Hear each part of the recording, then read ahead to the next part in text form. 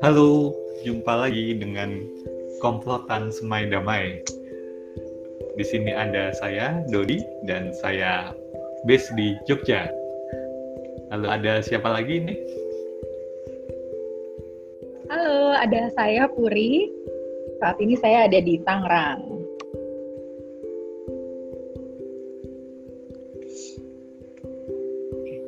Saya Dani, saat ini domisili di Depok. Halo, saya Evi. Saya sekarang tinggal di Jogja. Halo, saya Jamie. Saya domisilinya saat ini di Biren, Aceh. Thank you. Kita dari penjuru yang bermacam-macam ya. Iya, jauh semua. Tapi kita dipersatukan oleh perdamaian. Mantap. Oke, minggu lalu kita sudah ngobrol tentang pendidikan perdamaian ya, mengenal tentang pendidikan perdamaian, dan waktu kita kemarin cukup terbatas gitu. Kita 1 jam 16 menit ngobrolin tentang pendidikan perdamaian, tapi juga belum selesai. Banyak sekali hal yang terkait dengan pendidikan perdamaian yang sebenarnya perlu kita kuliti satu persatu begitu ya. Nah, mungkin mulai sekarang kita akan mulai membahas nih beberapa detail gitu ya dari pendidikan perdamaian, apa sih yang dipelajari di dalamnya begitu. Nah, hari ini kita mau membahas satu elemen dalam pendidikan perdamaian, satu konsep yang penting kita pahami bersama, yang mungkin selama ini juga orang agak takut kalau mendengar kata ini, yaitu konflik gitu. Nah, kita mau mulai dulu nih dengan kami berlima mau menyampaikan apa yang terbersit di pikiran kita ketika kalau kita mendengar kata konflik.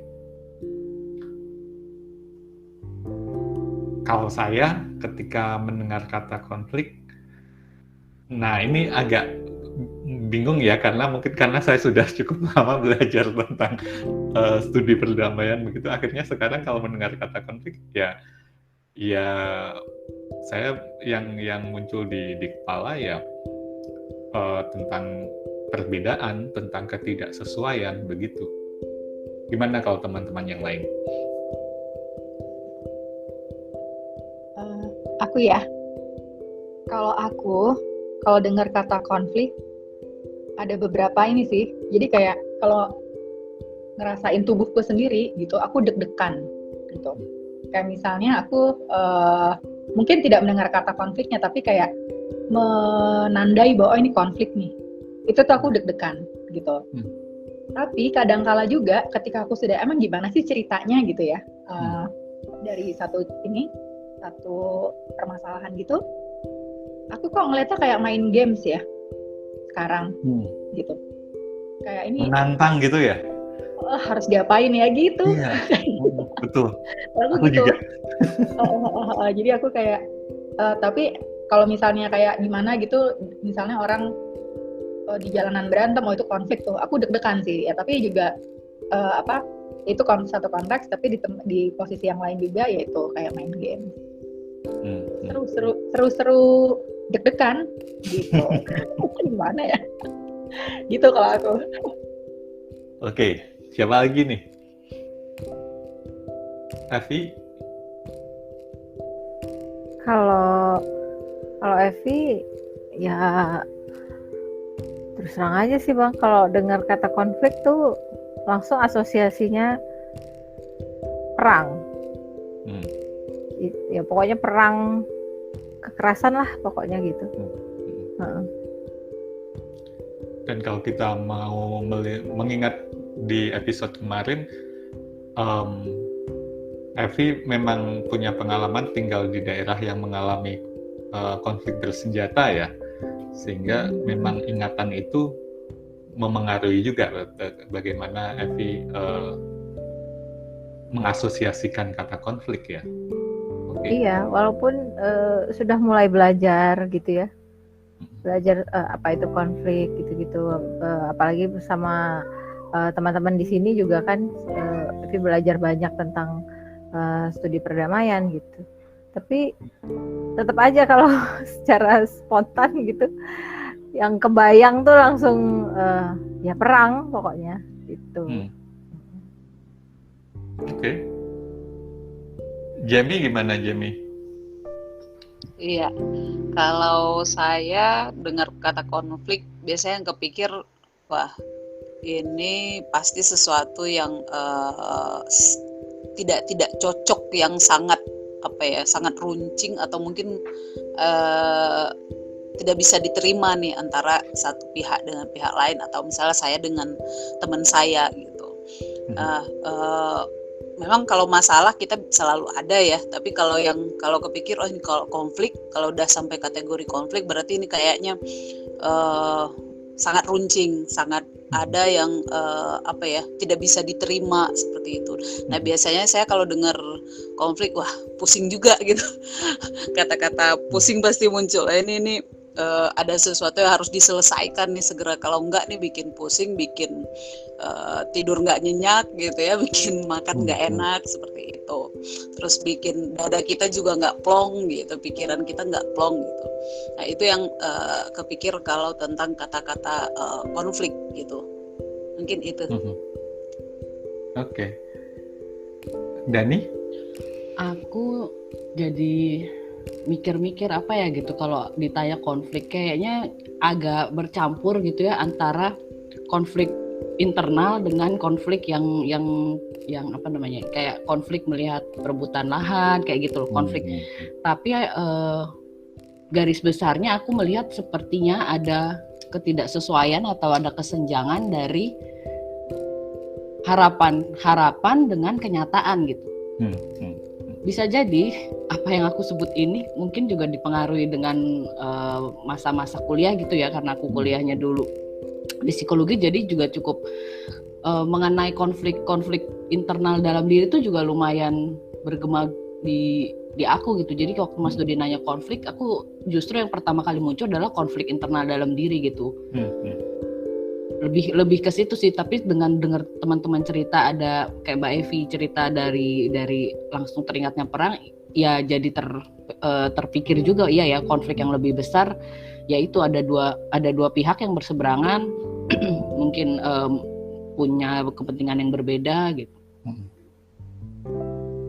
Gitu. Ya. Saya juga mungkin kalau mau mengingat di masa sebelum belajar tentang studi perdamaian juga, mungkin ketika mendengar kata konflik juga ya tentang orang berkelahi kayak gitu ya. Dan sepertinya kalau kita bertanya pada orang kebanyakan, image tentang konflik ya hal-hal yang seperti itu ya, orang-orang yang berantem, orang-orang yang berperang, dan mungkin kebanyakan orang malah pada akhirnya adalah memilih untuk menghindari konflik gitu. Konflik itu sesuatu yang harus dihilangkan gitu. Konflik itu tidak baik, dan sebisa mungkin kita menghindari konflik. Tapi apakah memang begitu gitu? Apakah konflik itu memang harus dihindari atau harus ditiadakan gitu? Dan gimana kalau menurut teman-teman? Kalau aku sih tadi ini menyambung dari Mbak Dani sama Mbak Evi ya kayaknya ya. Ya memang ini juga sih, kemarin juga aku mikir-mikir konflik itu sebenarnya mungkin karena udah di saat ini ya, udah ada di saat ini, kan banyak tuh kalau kita lihat di sosial media dan lain-lain, arahnya lebih ke psikologis sih kayak gitu ya. Jadi kayak konflik internal, kayak luka masa lalu, luka masa kecil kayak gitu, childhood issue ya kayak gitu-gitu kan, kayak gitu-gitu tuh kan masalah-masalah dalam pribadi kita ini karena relasinya karena dulu aku bekerja dengan orang tua dan anak-anak gitu ya. Jadi aku melihat itu tuh sebagai konflik yang tumbuh bersama seseorang kayak gitu. Jadi ada di dalam diri pribadi masing-masing. Lalu ketika mereka berumah tangga, ketemu perbedaan-perbedaan ini atau konflik-konfliknya ketemu gitu. Mulai jadi konflik yang baru lalu turun ke anak kayak gitu. Seperti itu. Dan aku sih ngeliatnya kayak gini, tadi aku mau bilang kayak justru nih aku jadi kepikiran kenapa ya kok kalau konflik internal atau permasalahan-permasalahan dalam diri kita atau dalam keluarga tuh kayak kita nggak punya mekanismenya gitu untuk yuk komunikasinya tuh nggak langsung otomatis jalan gitu. Kayak gitu itu kan kayak butuh kemampuan mengenali diri sendiri dulu gitu kan, mengakui masalah, lalu akhirnya mau kayak ada tahapan grieving juga gitu kan ya. Jadi kita kayak denial, kita memprosesing di dalam diri kayak gitu sampai akhirnya kita mau duduk bersama untuk membahas masalah gitu. Cuman kalau kayak perang gitu ya, aku kan taunya perang dari TV ya, kayak gitu. Maksudnya dari pemberitaan, koran, media massa, terus kalaupun ada satu hal yang kaitannya dengan masuk ke situasi perang itu mungkin waktu mau referendum tim-tim tahun 99. Jadi karena aku ibadah di gereja, di situ banyak jemaat yang umat yang asal dari tim-tim dan mereka tuh betul-betul kayak bersusah hati dan kita satu gereja tuh jadi sedih juga gitu karena kita tahu bahwa mereka tuh kayak seperti harus memilih gitu dan situasinya tuh di sana katanya sudah mencekam kayak gitu kan, kita nggak tahu ya yang di Tangerang ini kan kita nggak tahu gitu sih. Tapi seperti ada mekanisme yang ya karena mungkin toolsnya banyak ya, ada akhirnya UN turun, terus tentara Indonesia, tentara mana banyak negara terlibat kayak gitu, mekanismenya tuh ada. Itu kalau konflik yang besar gitu. Tapi kalau konflik di keluarga, di dalam diri sendiri, kayaknya tuh agak lebih sulit gitu. Dan karena itu orang lebih memilih untuk menghindari gitu. Gitu. Jadi pasti kayaknya ada. Aku melihatnya tuh banyak. Satu mungkin menghindari atau tidak sadar bahwa ada sesuatu yang dia cuma ngerasanya nggak enak aja gitu. Tadi siapa yang bilang ya? Kayaknya Kak Jamie dia bilang kalau ada konflik tuh rasanya nggak enak, nggak bisa tidur. Gitu. Jadi dia mungkin nggak menamai itu konflik, tapi dia merasa ada masalah nggak enak gitu. Kayak gitu. Tapi dan itu kayak sehari-hari orang mengalami, jadi seperti biasa atau dia nggak sadar bahwa ini ada hubungannya dengan pola asuhnya dulu atau apa mungkin seperti itu. Gitu sih. Tapi memang kecenderungannya akhirnya butuh teman bicara atau penyaluran masalah ya, apa menulis atau bercerita atau yang lain-lain gitu, mungkin ada yang menggambar gitu, baru itu keluar tapi juga nggak langsung kenal apa masalahnya kayak gitu. Tapi ya memang ada kecenderungan orang bukan lari dari masalah ya, satu mungkin nggak sadar, tapi juga ada juga yang variasinya ya lari dari masalah kayak gitu karena nggak enak gitu. Karena untuk ke meja kita mau bahas masalah tuh kayaknya itu di situ kan juga deg-degan kan, duduk gimana nih nanti sebelah sana terimanya gimana gitu kayak gitu, sama menyikapi reaksi diri kita sendiri kayaknya itu juga deh. Iya benar tuh Mbak Puri. Jadi tadi ngomongin tentang nggak sadar ya, maksudnya kita tidak menyadari gitu ketidaksesuaian di dalam diri gitu ya. Jadi sama seperti kalau misalnya dulu waktu tumbuh besar gitu di lingkungan konflik itu kan nggak menyadari ya kalau apa yang terlihat mata, apa yang terdengar telinga, terus apa yang terfikirkan itu ternyata itu menjadi kumpulan-kumpulan bawah sadar gitu ya, yang di saat sekarang ketika misalnya ada pemicunya itu keluar spontan gitu. Contohnya kayak misalnya Bang Dodi tanya tadi, ketika pertama kali mendengar kata konflik, apa yang terfikir? Itu kan otomatis ya gitu. Otomatis terbayangkan saat melihat ada kekerasan akibat perang itu gitu kan. Padahal kan itu nggak dipikirin ya, maksudnya bahkan mungkin pun udah lupa gitu, sehari-hari juga udah lupa gitu kan, karena udah banyak yang dikerjain, udah pokoknya nggak kepikiran. Tapi begitu ada pemicu, itu secara tidak sadar kayak ke-recall lagi gitu, dan responnya ya itu, respon langsungnya seperti itu. Nah terus terjadi lagi kan konflik dalam diri selanjutnya gitu kan, ketika misalnya udah mempelajari bahwa apa sih sebenarnya konflik gitu. Oh ternyata yang kemarin itu bukan ya gitu misalnya. Nah, apa itu konflik, Evi? Ketika sudah belajar, nah ini apa ini? Kalau kemarin kan waktu belajar tentang studi perdamaian kan, bahwa konflik itu ternyata netral ya. Konflik bersifat netral gitu. Dan konflik itu bisa disikapi dengan positif, juga bisa dengan negatif kan, tergantung bagaimana kita menyikapinya. Tapi konflik itu kalau orang yang udah paham kali ya, kayak jadinya kayak Mbak Puri sama Bang Dodi ya, maksudnya itu kok jadi tantangan ya, gimana cara menyelesaikannya dengan seru, dengan enak gitu kan. Jadi solusi kreatifnya gimana ya gitu kan, jadi tantangan. Tapi kalau mungkin orang yang kayak Evi yang sudah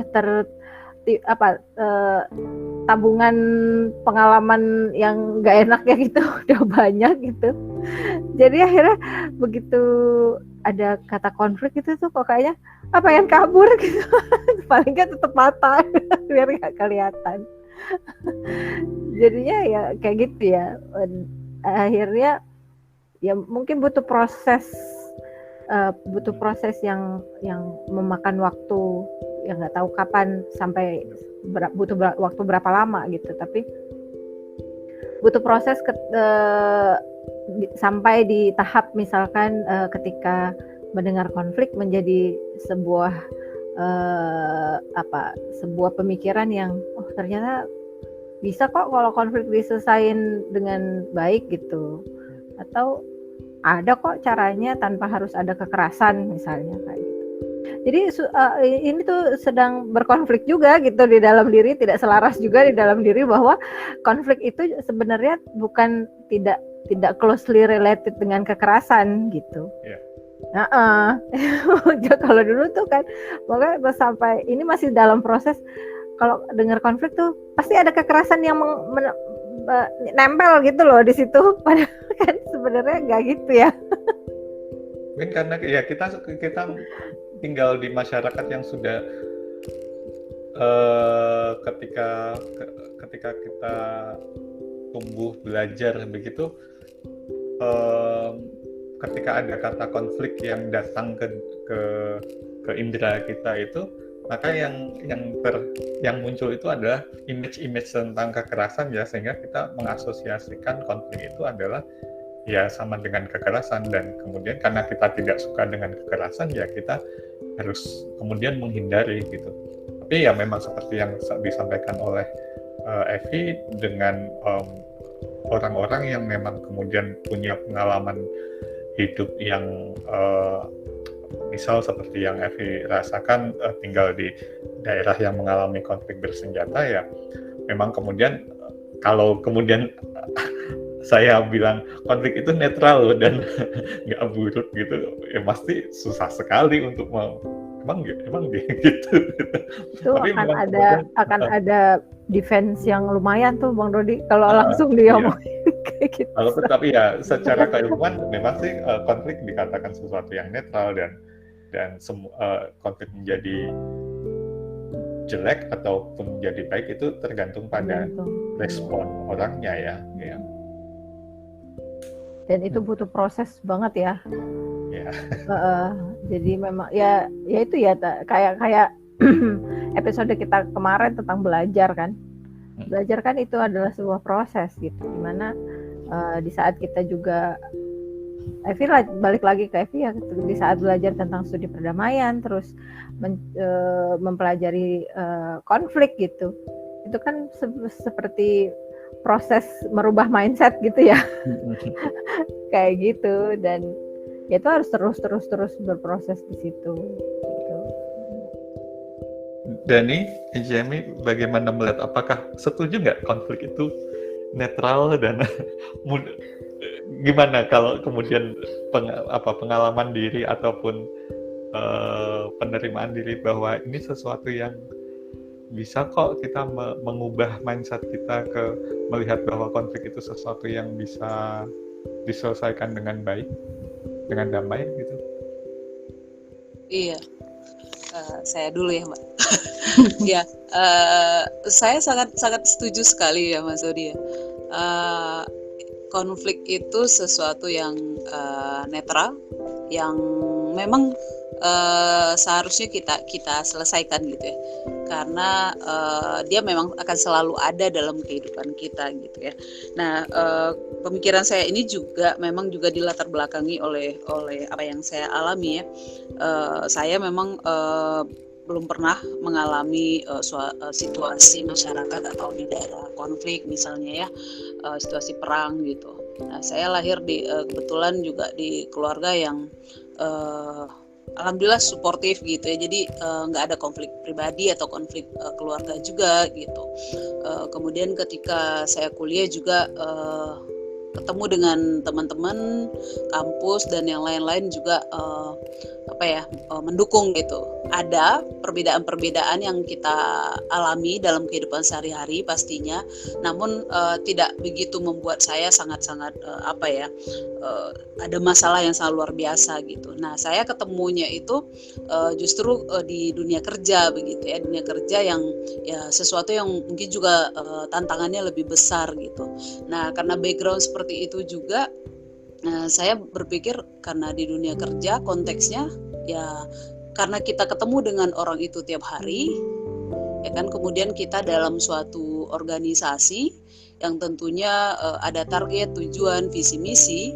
Nah, di situ yang kemudian membuat saya pribadi juga sangat setuju bahwa ini memang harus kita selesaikan gitu.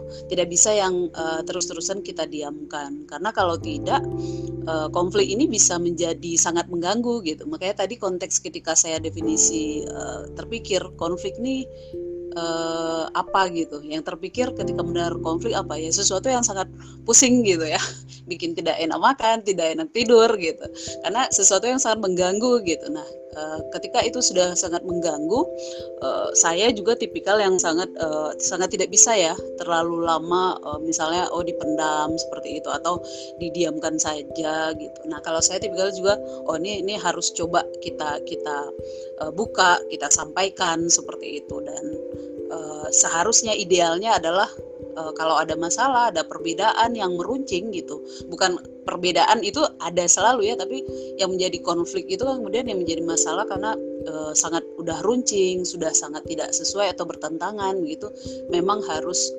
kita selesaikan gitu, agar itu agar dampaknya terhadap kita juga jadi positif bagi orang yang berkonflik dengan kita atau pihak lain juga bisa jadi positif gitu. Nah, cara-caranya ya memang harus dengan cara-cara yang damai ya gitu. Itu sih. Terima kasih.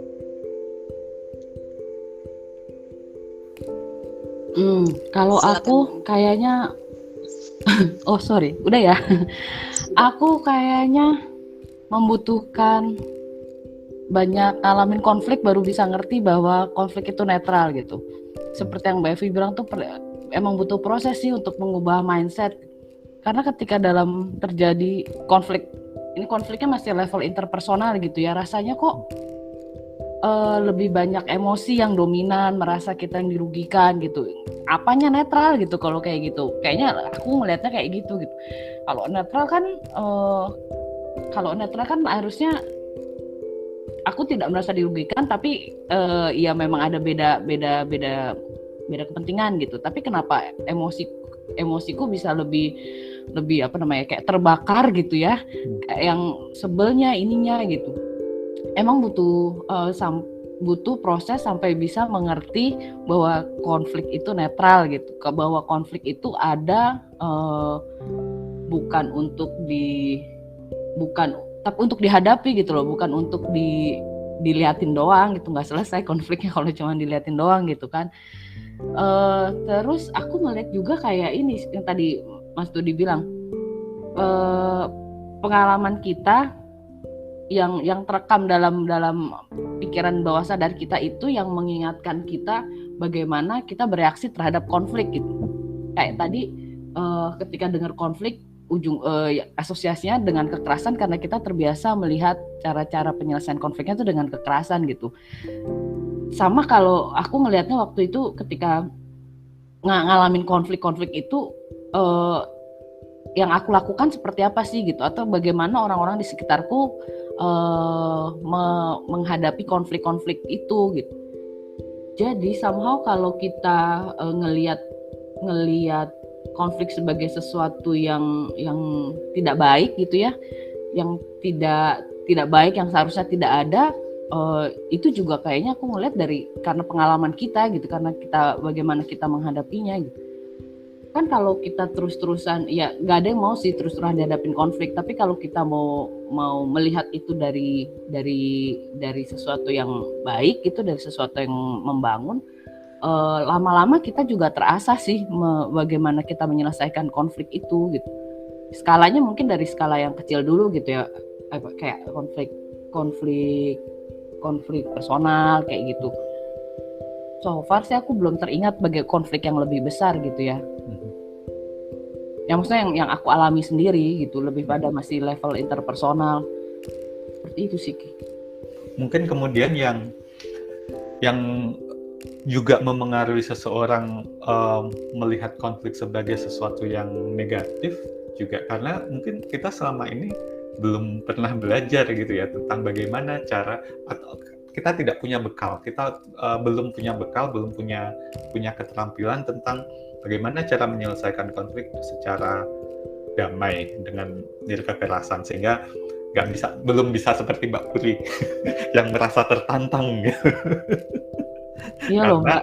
Ya Mbak Puri sudah ada sudah memiliki beberapa keterampilan ya, sehingga sangat bisa sangat bisa dipahami ketika ada orang-orang yang memilih untuk lari gitu dari ketika ada konflik atau menghindar dari konflik ya karena memang belum memiliki keterampilan tersebut, sehingga kalau tidak punya keterampilan ya mau gimana cara menghadapi konflik gitu kan. Nah tadi menarik untuk kemudian kita mengatakan, dan ini aku juga mungkin sambungkan dengan secara teori juga di dalam studi perdamaian ketika kita bicara tentang konflik. Nah ada satu orang kan yang namanya Pak Johan Galtung gitu, yang dia punya satu segitiga ABC gitu ya, attitude, behavior, dan contradiction, sikap, perilaku, dan kontradiksi atau konteks, yang untuk menjelaskan bahwa dalam konflik itu kita ada 3 komponen nih gitu. Konflik kalau dilihat dari contradiction-nya atau konteksnya, di situ ada konflik muncul ketika ada ketidaksesuaian tujuan. Ya karena kita pasti memahaminya tiap individu, tiap kelompok itu punya pikiran masing-masing, punya perbedaan pandangan begitu ya, sehingga ya sangat wajar bahwa konflik itu akan selalu muncul dalam kehidupan kita sehari-hari. Bahkan di rumah setiap hari pasti ada konflik perbedaan pengen makan apa untuk makan siang kayak gitu, dan yang mau piknik kemana gitu, itu kan juga sudah konflik gitu, karena ada perbedaan kepentingan, perbedaan tujuan, dan bukan hanya perbedaan kepentingan atau tujuan saja, tapi juga konflik itu juga bisa muncul ketika ada kelangkaan gitu ya, ada kelangkaan, keterbatasan sumber daya gitu ya, sumber dayanya sangat terbatas tetapi yang pengen banyak. gitu. Sumber dayanya bisa yang berupa material, tapi juga bisa juga yang non material gitu. Material apa ya? Misal tadi pengen pergi, yang satu sedang ada kepentingan mau pergi kemana, yang satunya mau pergi kemana dengan dua arah yang berbeda, sementara kendaraan atau alat transportasi yang dimiliki cuma satu gitu, memperebutkan sumber daya yang langka itu, alat transportasi. Tapi juga bisa kita menemukan sumber daya yang non material seperti kekuasaan, itu kan, kekuasaan, posisi yang untuk menjadi wali kota, gubernur atau presiden itu kan cuma satu, tapi banyak sekali orang yang menginginkannya gitu. Di situ kemudian juga ada konflik. Tapi ya itu tadi ya, banyak sekali konflik, bukan banyak sekali, tapi konflik-konflik ini sebenarnya semuanya bisa diselesaikan dengan positif, dengan baik, asalkan kita punya sikap yang positif juga terhadap konflik gitu ya. Sikap yang positif terhadap konflik itu ya artinya kita melihat pihak yang berseberangan dengan kita sebagai mitra, sebagai orang yang untuk kita ajak bekerja sama. Kemudian juga kita melihat bahwa perbedaan yang kita miliki itu bagaimana caranya agar semuanya terpenuhi gitu. Saya, keinginan, kebutuhan saya terpenuhi, tapi Anda juga sebagai mitra saya, keinginan dan kebutuhan Anda juga terpenuhi gitu. Ini sangat berbeda dengan orang atau ya individu-individu yang melihat konflik sebagai sesuatu yang negatif. Ketika mereka melihat konflik itu sebagai sesuatu yang negatif, mereka akan melihat pihak yang berseberangan sebagai musuh, gitu kan, sebagai musuh yang kemudian harus dibinasakan, dikalahkan. Pola pikirnya untuk penyelesaian konfliknya juga pasti win-lose, menang kalah, bukan menang-menang, bukan win-win gitu. Nah ini yang kemudian menjadi masalah adalah ketika seperti itu ya, karena yang menang pasti cuma satu gitu. Jadi kita nantinya akan ada kecenderungan orang untuk menghancurkan pihak yang lain, bahkan nanti menganggap pihak yang lain sebagai bukan manusia.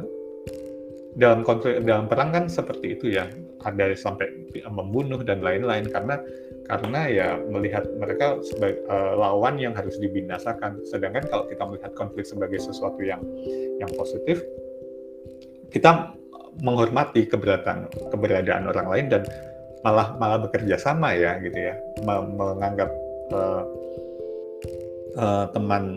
menganggap pihak yang berseberangan dengan kita itu sebagai mitra. Kalau aku membayangkan tadi, kalau gimana caranya untuk sepeda motornya cuma satu, gimana caranya kemudian kalau agar kita bisa bersama-sama memenuhi kebutuhan kita. Nah, yang kemudian satu lagi yang kalau membicarakan segitiga konfliknya Galtung itu, sikap atau attitude tadi kan kemudian termanifestasi dalam perilaku ya, perilaku sesuatu yang terlihat yang dilakukan oleh individu-individu. Nah, ini sangat tergantung pada sikap kita. Ketika sikap kita adalah terhadap konflik itu negatif, kemungkinan besar juga perilaku kita juga negatif, atau dengan perilaku yang mendorong kekerasan gitu ya, dengan perilaku kekerasan.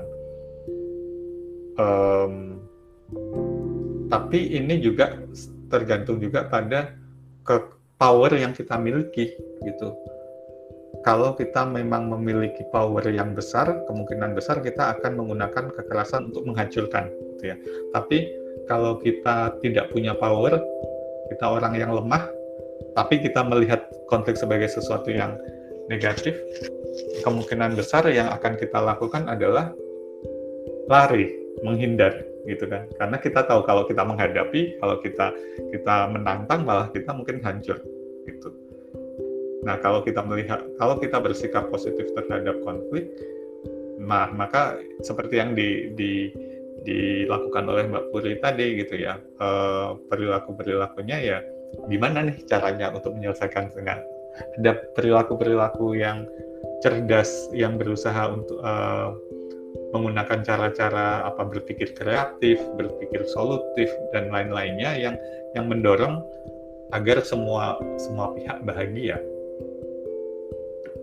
Itu kalau mau bicara tentang apa yang disampaikan oleh Pak Galtung tentang segitiga konflik. Gimana menurut teman-teman? Yang tadi Mas Dodi bilang sikap kita terhadap perilaku kita terhadap konflik sangat dipengaruhi oleh sikap kita, itu bener banget ya Mas ya.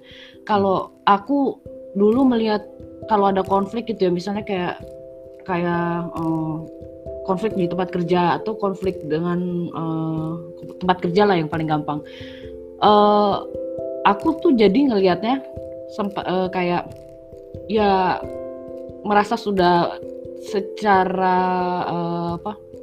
bargaining positionnya udah kalah karena aku konflik misalnya dengan seseorang yang posisinya lebih di atas aku gitu, dengan supervisor, dengan atau ada lagi yang lebih tinggi gitu. Jadi aku sudah punya ini yang negatif gitu loh, kacamatanya udah negatif duluan, ya iyalah gitu, dia yang di atasan gue, dia yang punya posisi, dia punya ini, pasti dia membuat keputusan yang dalam pandanganku ya yang lebih menguntungkan dia gitu dibanding misalnya menguntungkan aku atau untuk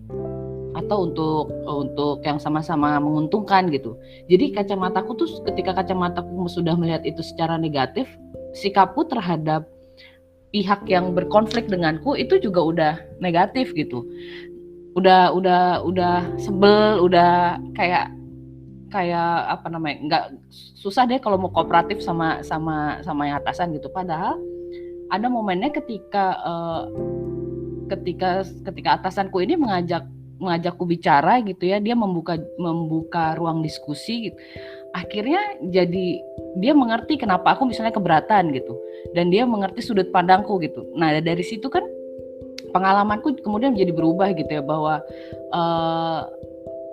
apa namanya, ruang diskusi itu memang perlu untuk diciptakan untuk kita menyelesaikan yang aku anggap konflik, ternyata belum tentu dianggap konflik oleh pihak sebelah, pihak lain gitu.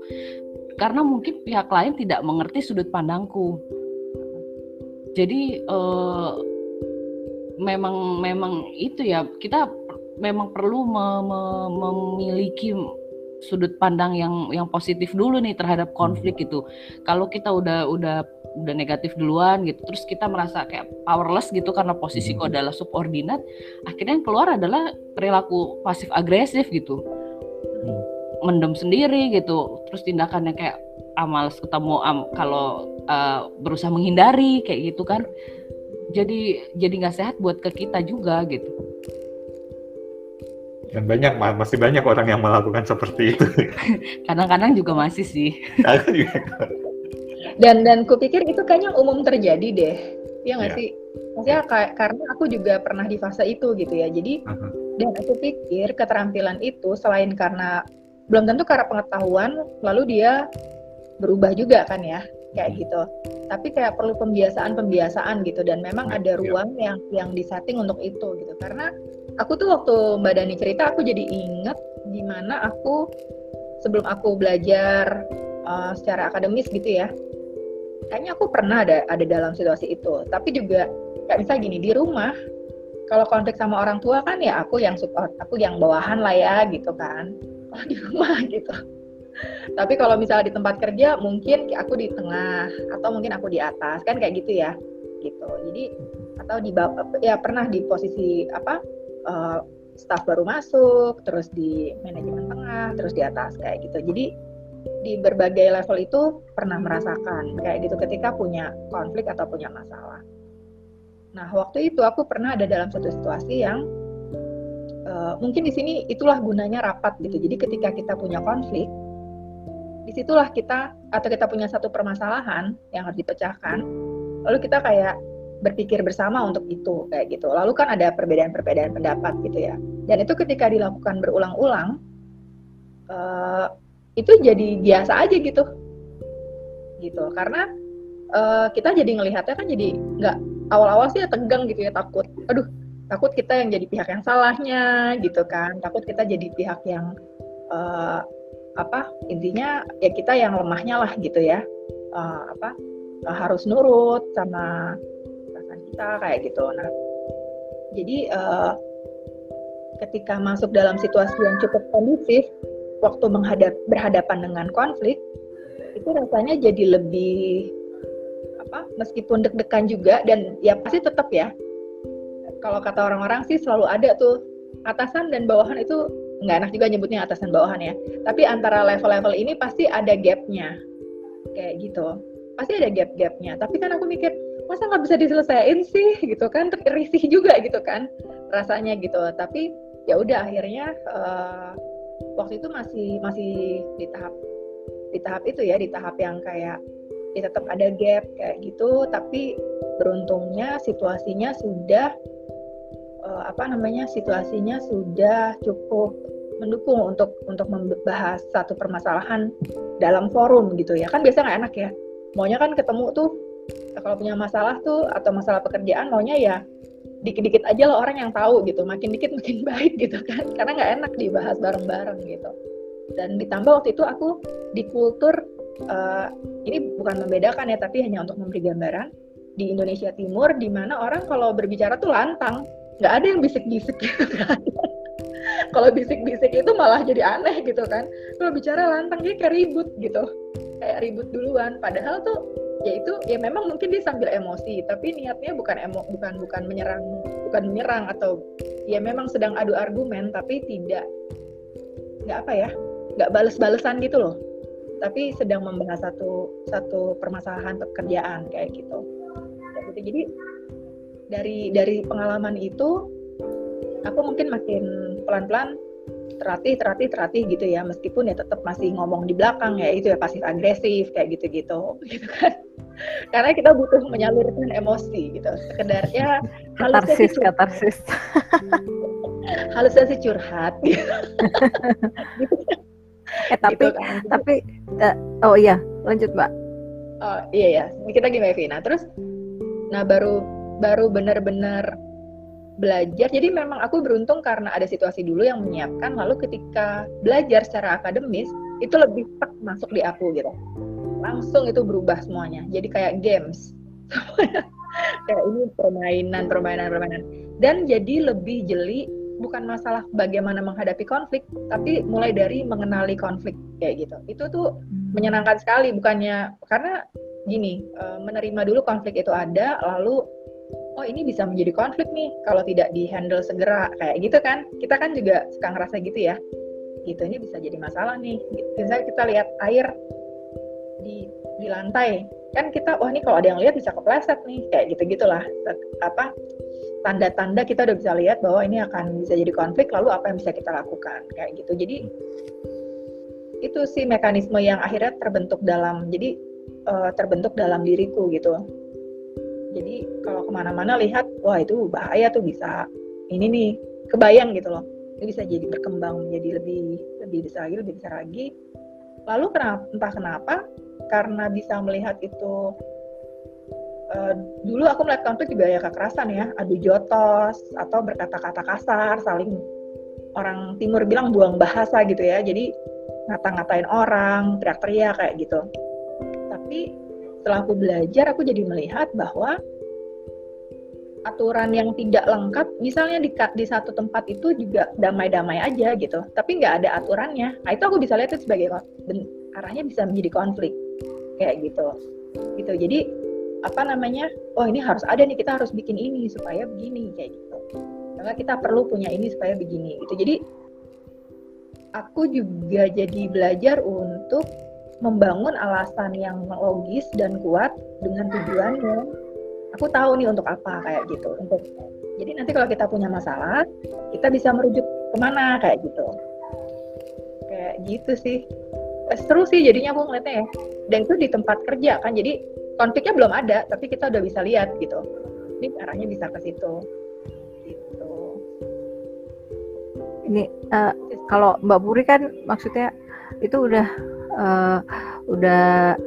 punya ini banget ya, maksudnya udah punya kemampuan gitu ya untuk melihat wah ini nih nanti berpotensi konflik ini nih gitu misalnya gitu ya. Tapi kalau tadi dengar di awal Mbak Dani gitu kan, kadang-kadang kan ada keterkaitan dengan reaksi emosi gitu ya. Reaksi emosi itu kan terus kayak misalnya tadi ya pantas aja dia bikin ininya kayak gitu, merugikan aku karena dia kan begini-begini gitu. Nah itu kan kayaknya karena belum, kalau Mbak Puri mungkin sudah bisa memisahkan antara perilaku dan orangnya gitu ya, dan perilaku dan pelakunya gitu. Jadi melihat jadi ngelihatnya ke perilakunya atau ke fenomenanya gitu kan. Kalau yang biasa terjadi itu kan kadang-kadang melihat ke personalnya, justru ke pihaknya gitu. Jadi mereka malah berpikir negatif tentang orangnya atau kelompoknya kayak gitu. Bukan di tindakan atau perilakunya kayak gitu kan. Sehingga ruang-ruang diskusi, ruang-ruang komunikasi itu kan menjadi sulit ya kalau misalnya kita udah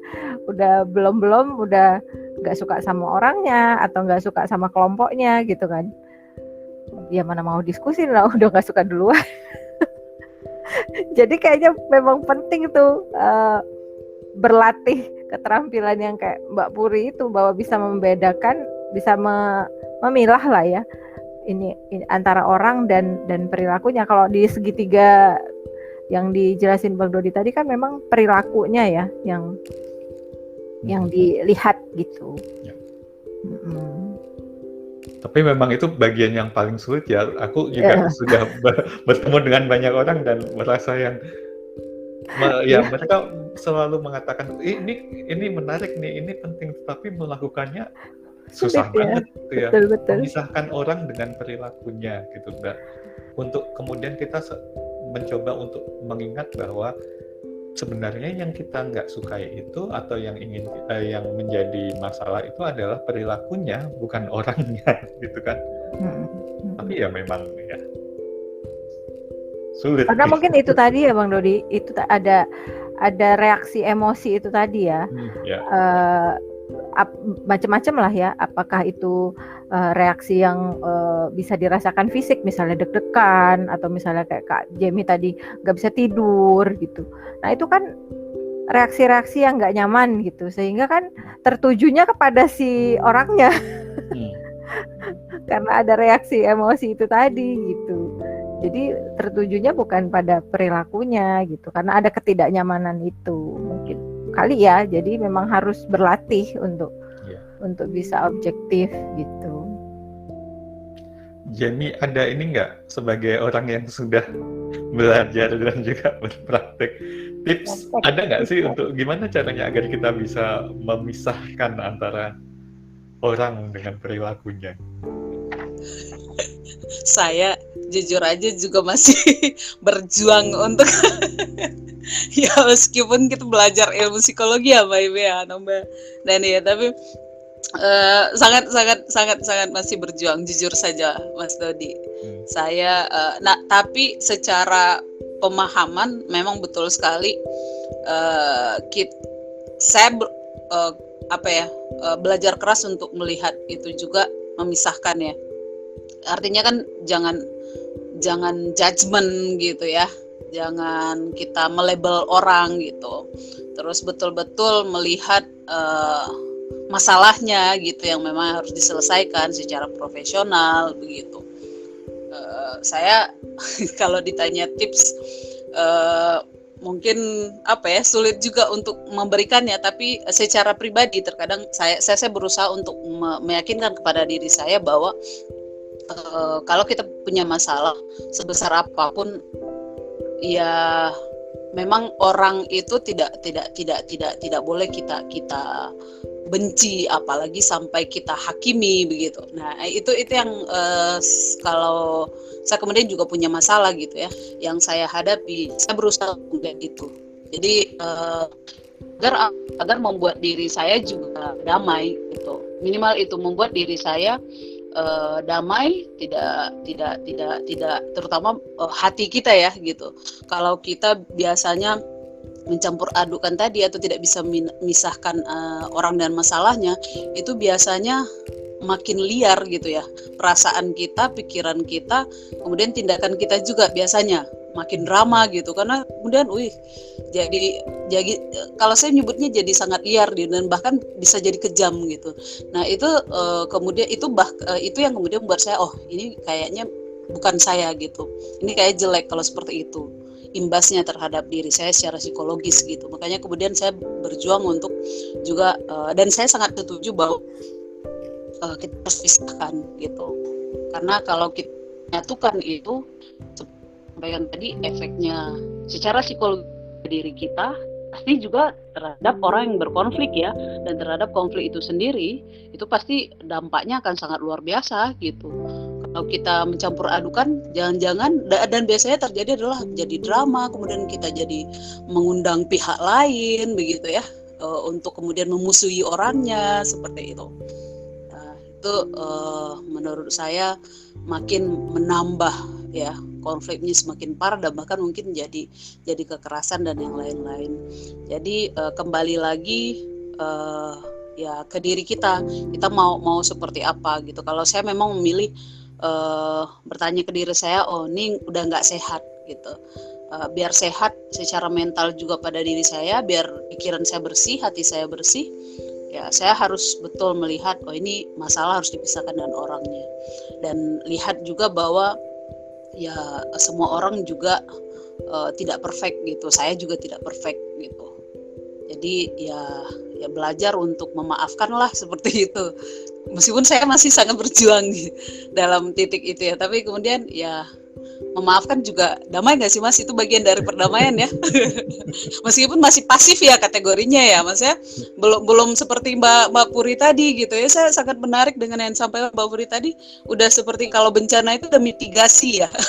Sudah pada ini belum kejadian sudah bisa memikirkan di mana nih yang harus diperbaiki, yang harus disiapkan, yang harus dikoreksi gitu. Agar tidak terjadi konflik yang sangat tidak terjadi konflik yang berkepanjangan atau jadi parah atau jadi berdampak ini itu gitu. Itu menurut saya ya mungkin saya nih pertanyaan kepada Mbak Puri, bagaimana untuk bisa sampai pada titik seperti itu gitu. Saya jujur aja belum sampai pada titik ya, istilahnya kalau di bencana itu mitigasi bencana ya, sudah pada tahap pencegahan atau apa seperti itu. Mungkin begitu Mas tadi. Ya. Aku langsung jawab aja kali ya. Ini kayak lagi mengisi acara apa gitu. Iya, soalnya itu tadi saya menarik. Sebenarnya saya setuju banget, tapi itu ya gimana bisa sampai pada level itu ya gitu. Tapi ini disclaimer ya, bukan berarti aku jadi bebas konflik gitu ya, free dari konflik kayak gitu.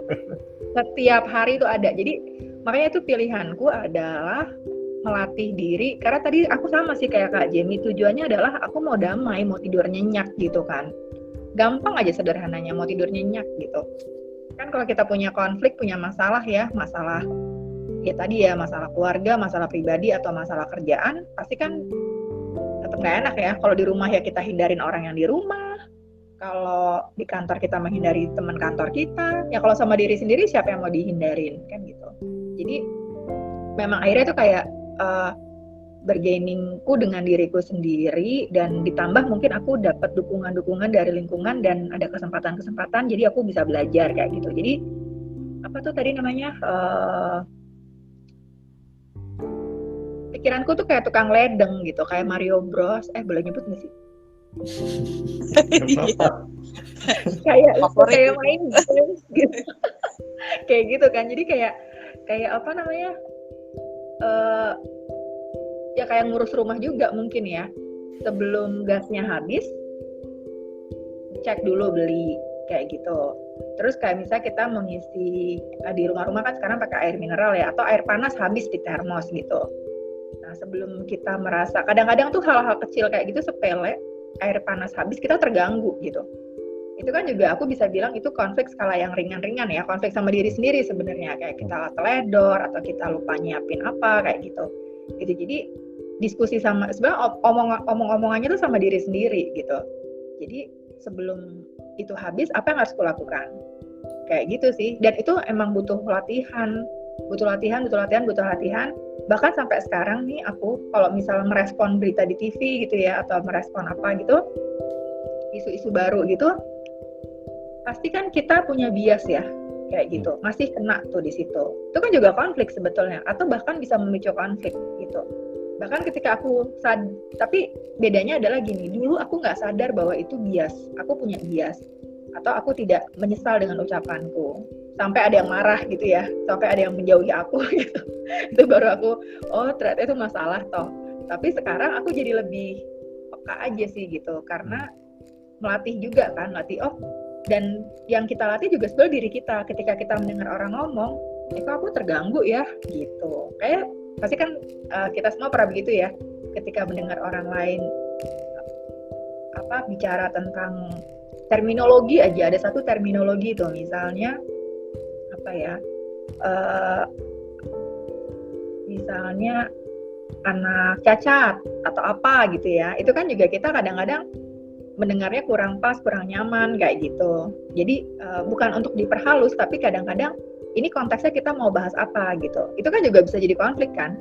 Kalau misalnya kok kasar sih gitu, menurut kita itu kasar, tapi konteksnya apa dulu nih, kita mau bicara apa kayak gitu. Jadi itu aku jadi kayak ketika aku mendengar, respon indrawiku apa gitu, hatiku gimana, deg-degan atau enggak, terus nanti aku jadi lebih punya waktu 2-3 menit untuk kenapa aku ngerasa kayak gitu ya, gitu baru nanti ini kan kita lagi membahas masalah ini kayak gitu. Jadi ya memang cocok menggunakan kata-kata itu, atau enggak aku berbicara dengan orang yang tidak paham bahwa kata-kata itu menyinggung atau tidak pas, kayak misalnya ngomongin orang ini deh, suku anak dalam.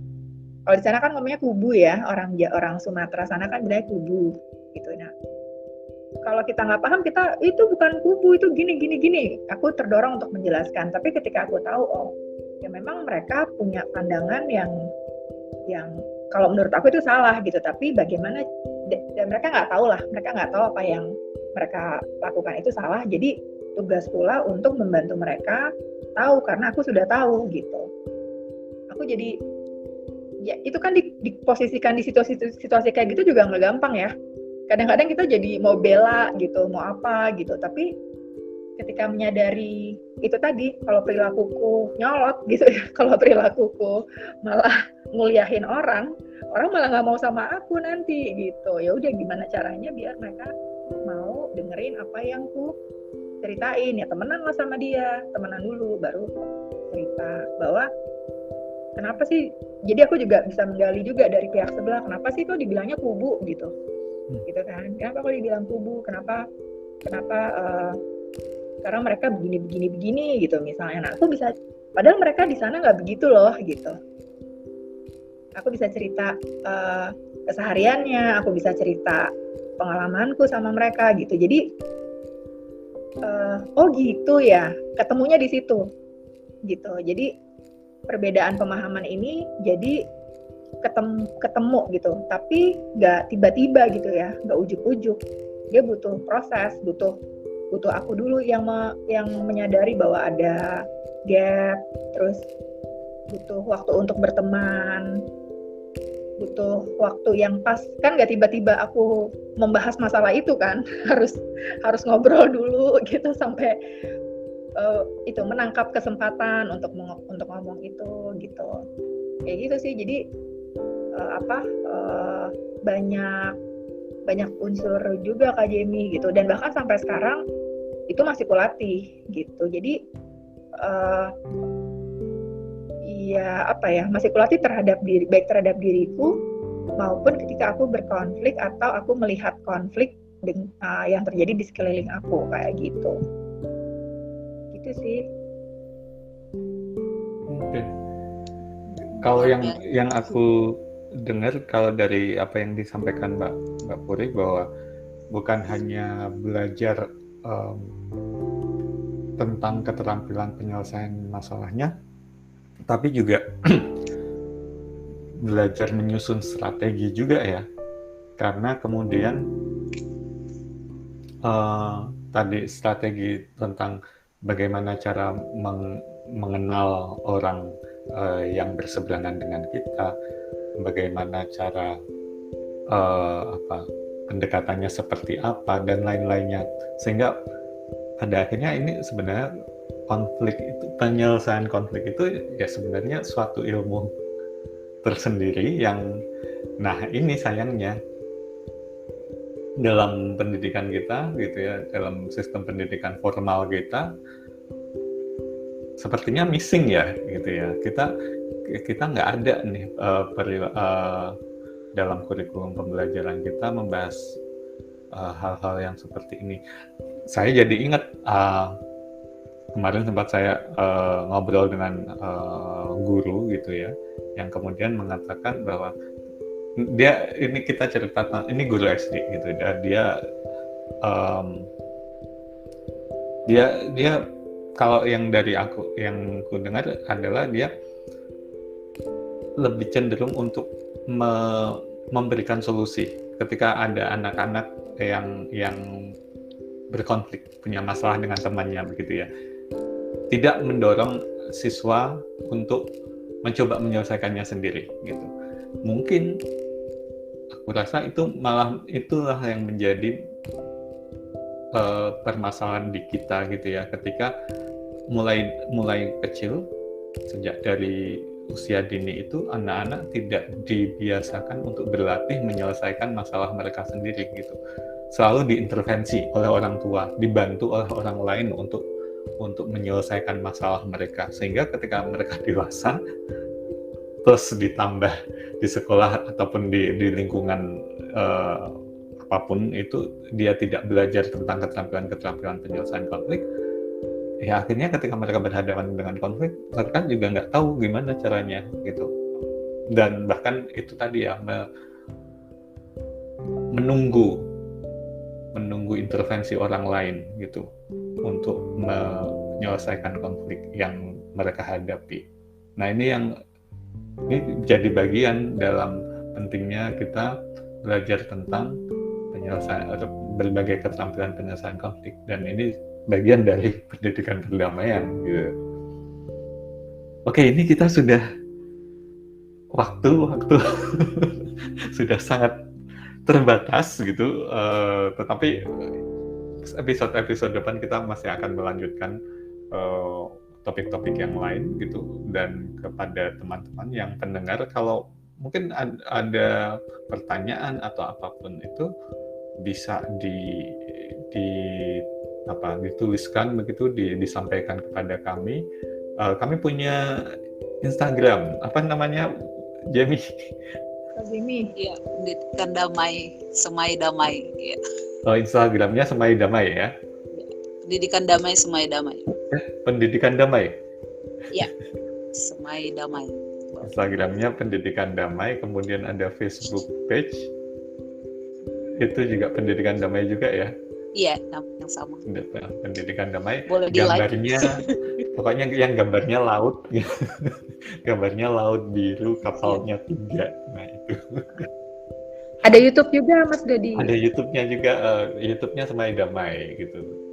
Dan kalau di Anchor dan Spotify kita juga pakai nama Semai Damai. Semai Damai. Oke, sebagai penutup kita apa nih? Closing statement nih dari masing-masing, silahkan. Closing statement ya, aku dulu ya. Boleh. Lagi masih on fire. Seru. Seru. Ya, jadi aku malah tertarik dengan itu tadi, kata-kata terakhir Mas Dodi. Kenapa nggak diajarin? Maksudnya kita punya kebiasaan itu ya, mengintervensi anak-anak karena kita melihat mungkin banyak orang melihat bahwa anak-anak ini lemah, belum bisa berpikir dan harus dibantu kayak gitu, sehingga efeknya, aku pun pernah di fase itu juga, efeknya adalah menunggu diintervensi orang lain untuk menyelesaikan masalah kayak gitu. Jadi aku melihat bahwa bagaimana cara kita melihat konflik itu terbentuk oleh banyak peristiwa dan pengalaman gitu ya, itu valid, itu benar gitu kan. Tapi juga akhirnya semoga pemahaman itu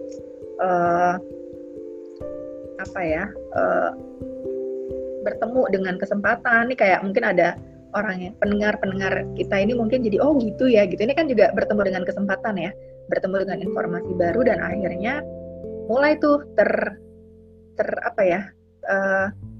terusik atau bukan terusik tapi tergelitik untuk mencari tahu lebih dalam. Jadi pengalaman bertemu dengan pemahaman konfliknya juga jadi lebih banyak, dan akhirnya karena latihannya di situ, latihannya di situ. Jadi dia mulai berani menghadapi konflik, lalu mulai berani berdinamika dengan konflik, sampai akhirnya dia menjadi makin terampil kayak gitu.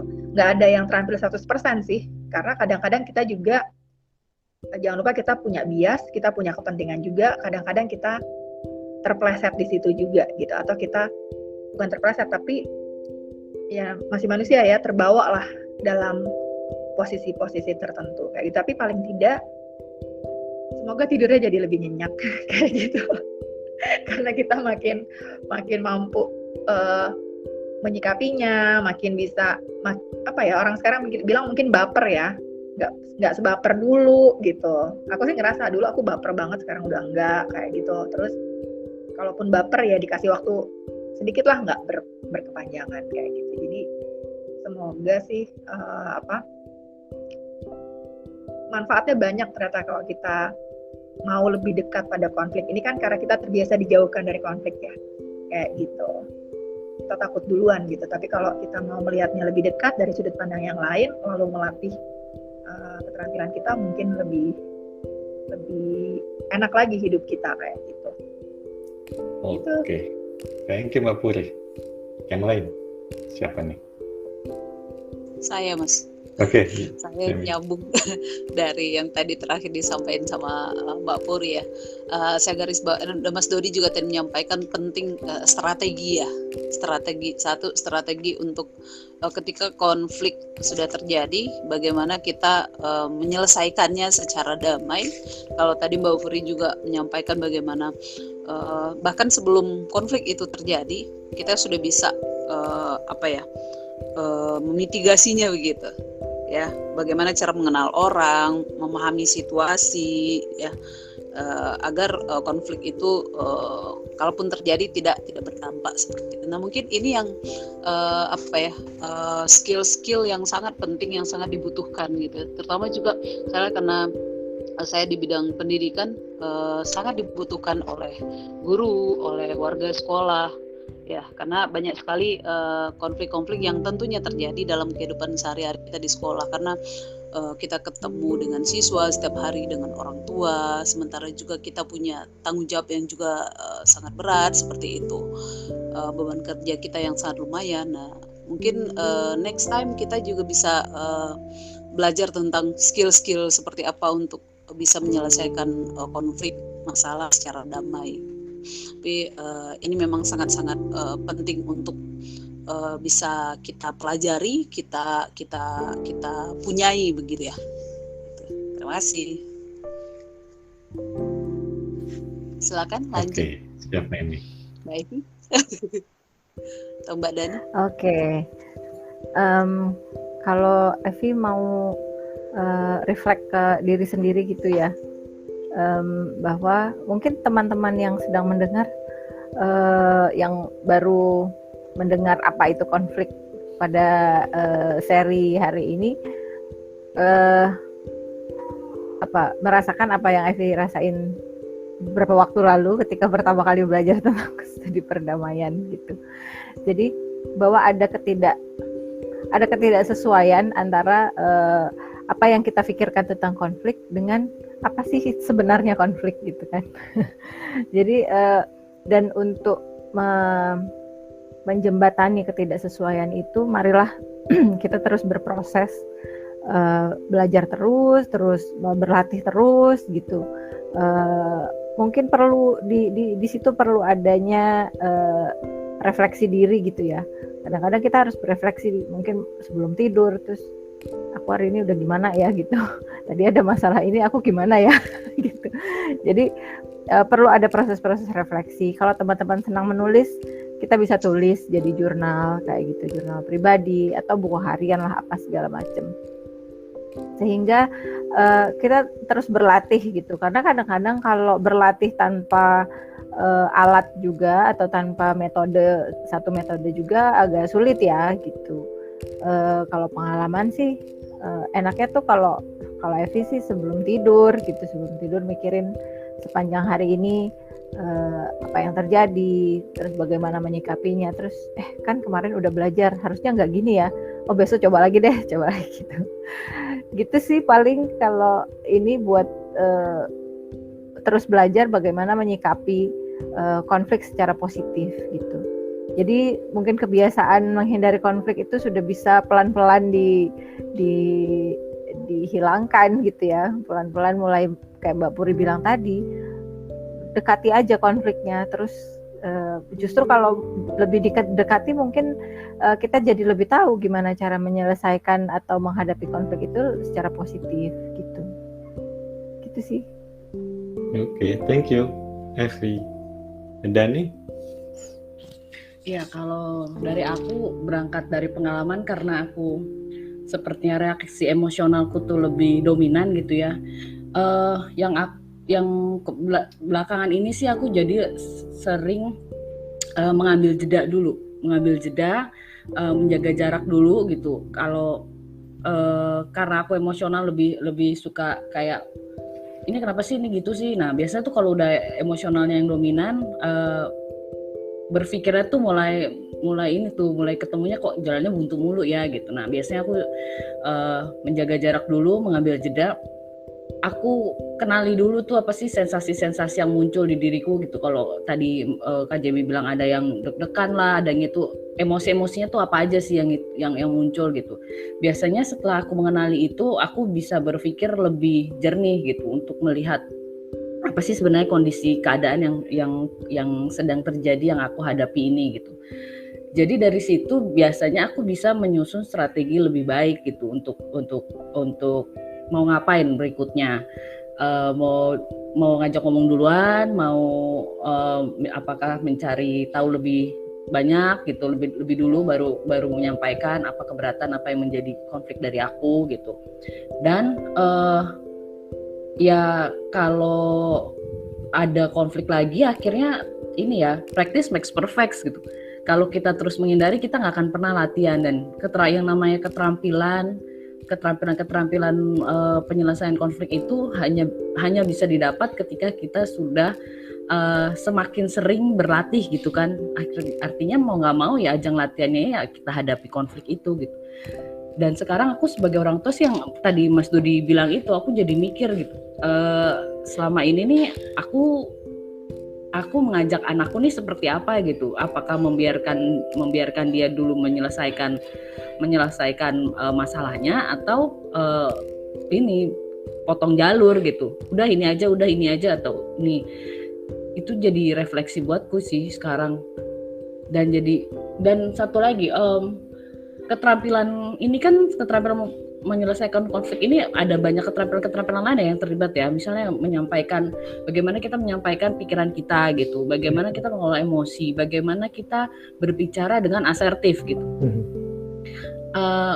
Aku melihat itu akhirnya sangat berguna di dalam setiap kesempatan gitu. Yeah. Seperti kalau aku tidak sepaham dengan suamiku atau dengan orang tua aku, akhirnya bukan cuma mutung-mutungan nih yang sekarang. Akhirnya kita bisa bilang aku butuh waktu, aku mau bicara gitu.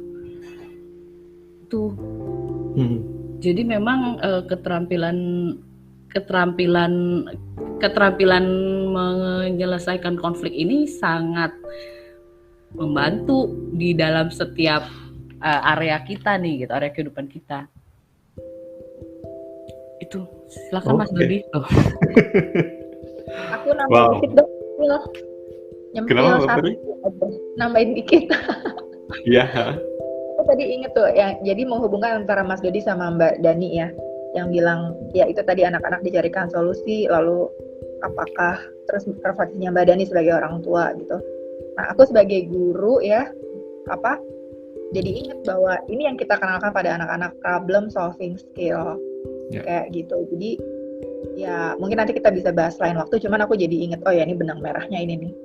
Mungkin kita nggak banyak bahas konflik-konflik sama anak-anak, tapi tujuannya itu tadi, mereka bisa memecahkan solve the problem kayak gitu ya, problem itu konfliknya kayak gitu. Sip. Ini teaser untuk episode-episode mendatang sudah banyak. Jadi pada teman-teman yang mendengarkan podcast Semai Damai, jangan terlewatkan episode-episodenya, karena kami tiap minggu insya Allah selalu datang dengan materi-materi baru yang didiskusikan, dan semoga itu bisa membantu teman-teman semua yang mendengarkan juga menjadi lebih damai gitu ya.